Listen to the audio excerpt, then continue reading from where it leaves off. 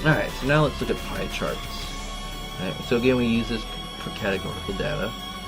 Alright, so how do we construct it? We draw a circle representing the entire set of the data.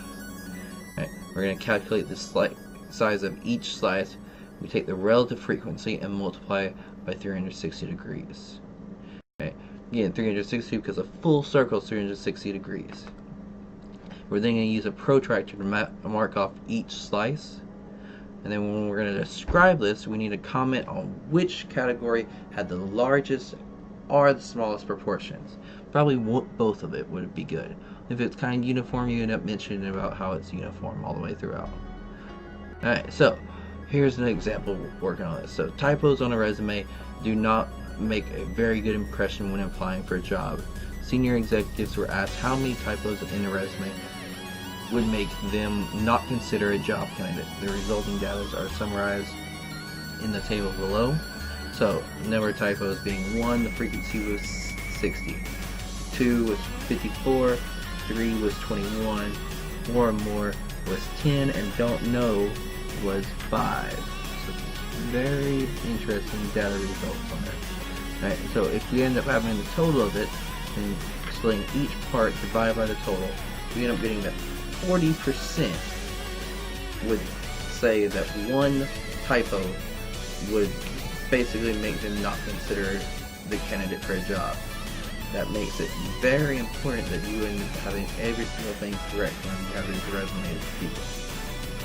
So, let's look at this in the actual pie chart.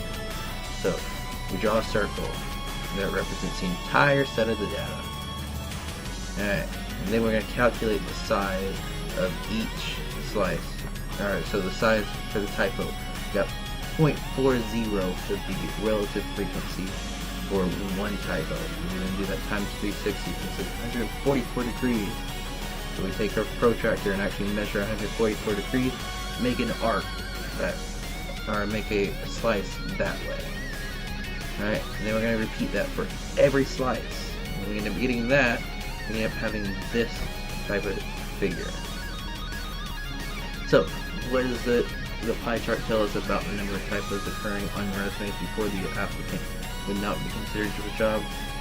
Alright, so looking at the picture itself, it looks to me that basically if you have 2 typos, there's a 25% chance that you get the job. Okay, roughly about. It's a little bit less. Okay, so typos is a very important thing that these people are actually looking for in these things. So you have the big majority saying 1 or 2 typos ends up messing up for the entire thing. So be careful on your resumes, kids, because if you're looking for a job and you make one simple mistake, that is a lasting impression on these people that are trying to hire you.